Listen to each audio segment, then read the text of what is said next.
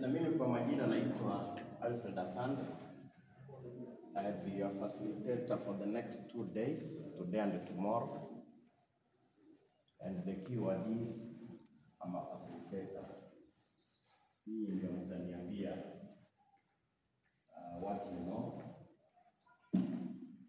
Now, today's meeting is slightly different from what we normally do because we're looking at governance. We're trying to lay the foundation, at least in theory, why we need to include some groups of people, women, people with disabilities, young people, in our programming and policy. So, this morning, we are going to discuss the benefits of inclusive governance. And then later on, we will try to link governance and development. For example, we know that there are those sustainable goals for Kenya, SDGs. How are we doing in access to education, for example, in ECP? Can we say that we have achieved 70% enrollment in 5 years? What about public participation? Can we say that everyone is included? So those are the issues we want to talk about from the theoretical perspective at first. Then later on, we will try to link them directly to persons with disabilities. So we are going to start from the known. So most of the concepts we will talk about is about women, because that is easier to understand. So when we do reflections, then we need to reflect in our policy implementation in Machakos. Can we say for sure that women are informed? Because if at this point we are not able to include the women, it means including people with disability will be very difficult. The overall objective of the training today and tomorrow is an inclusion of women, youth, people with disabilities. So now you see I'm digressing from persons with disabilities. Because by definition, inclusion does not mean people with disabilities. It does not even mean women. It does not mean minorities. Inclusion means everyone working together. Everyone. So that those groups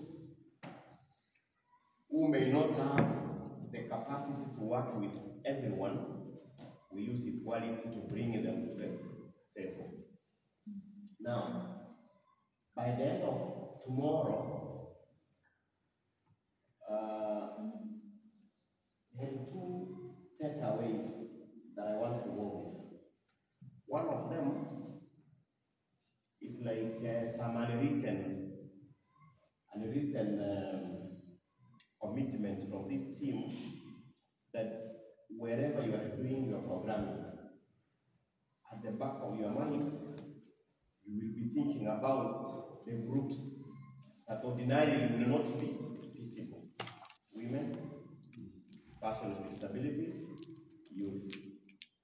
And when you think about women, I want you to think about women with disabilities as well, because they face the double discrimination, being a woman and having a disability. So, by the end of the day tomorrow, I want to be sure that I have convinced you that in anything you do, these groups are at the back of your mind. By the end of tomorrow, I want to have convinced you that one of the project goals that will be reporting to the donor, and I need to tell you, Ken will confirm Donna Paul Uraia has really supported UPDK. Really supported UPDK. One of the commitments we made to Uraia is that in the two counties of Nairobi and the Machakos, you remember the story I was telling you about the two counties which are old counties, Nairobi and Machakos, and the new counties, CSE and the M. We committed ourselves that in Nairobi and Machakos, because of the long-term relationship we've had for a long time from 2022, we are going to provide evidence that the committees at ward level, if there is any committee at ward level, they include people with disabilities, they include women, they include young people. Initially, during the project design, we didn't know. We thought the people responsible for this are the whole ward administrators. But later on, we realized the people who can do this are called sub-county administrators. That's what we realized. So it's my hope that as you go back by the end of the day tomorrow, how you will support the project in your respective sub-counties is to ensure that if there is any committee, I know you are a chairperson of hundreds of committees, you will start looking at each of those committees and saying, how do we bring in people with disabilities? And the old concept of saying that people with disabilities are not feasible, we are addressing that through organizations of persons with disabilities. So one of the tasks, I'll try and draw some concept note by the end of tomorrow, that one of the tasks will be to identify leaders of organizations of persons with disabilities in your sub-county and connect them to your ward administrators. Because I know at your level, you may not be able to like work with them on a day-to-day basis. So you connect them to your ward administrators, and you also, what do you call it? Like you take your ward administrators into account to show that they are including persons with disabilities when they are implementing their projects. So those are the two things I really want to achieve. Daniel, what do I want to achieve by the end of tomorrow? What do I want to achieve? Number one, that the administrators will have enough knowledge and willingness that whenever they are dealing with any governance issues in their sub-counties, at the back of their mind, they know women, youth, and the BWDs should be included. That is one. And the number two, because of our commitment to the donor, trying to create best practices in Nairobi and Machakos, that in the committees, if you are reconstituting one, or if you have the ability to change it, you make sure you bring in a PWD, women and youth. That makes it inclusion. We are moving from the story of fighting for persons with disabilities, because that's not inclusion. Inclusion is making sure that PWDs, women, other citizens, youth, they are developing together. So inclusion might imply taking some affirmative action, like in employment. I'm happy to report that my friend here is waiting for a budget. That's what he said, to be employed in government.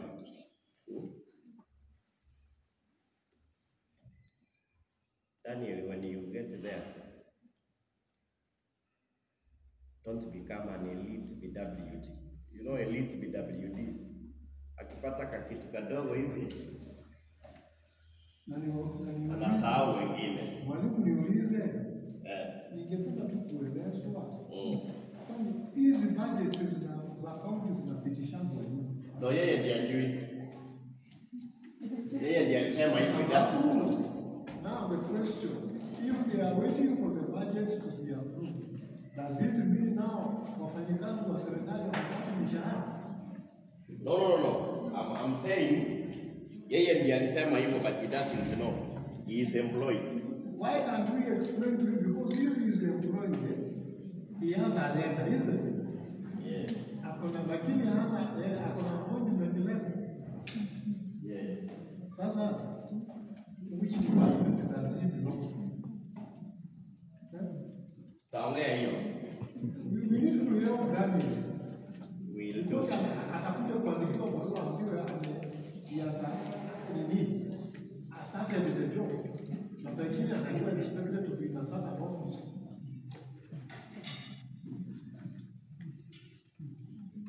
Mwalimu huyu hapa. Yes. Now. Na hawa wazee wako hapa na wanaweza kutusaidia. No, we'll come to that Ken. Tutakuja hapo. Otherwise it's going to distract us. Nani anaona kalamu zangu? Marker pens. Oh. So,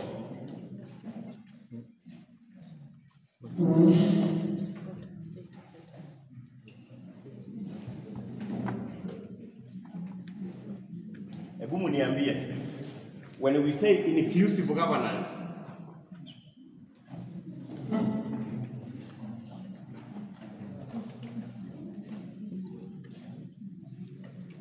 when we say inclusive governance, what do we mean? Inclusive governance, tunamaanisha nini? You include everyone. So, everyone is included.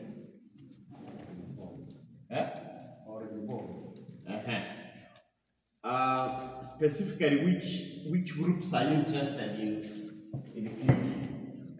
Why are we using the word everyone? Which groups? Women.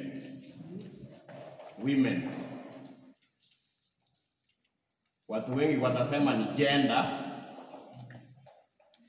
because in some cases we have men who are marginalized. In some cases, it's rare, but it's possible. Youth. Now, why are youth marginalized? Rather, why is it important to include young people? Which challenges do they face? Nataka, Daniel, you know the way we are here, they look like we have left the most in the compound. Chama, atawe kuja hapa. Madam, kuja isaidi.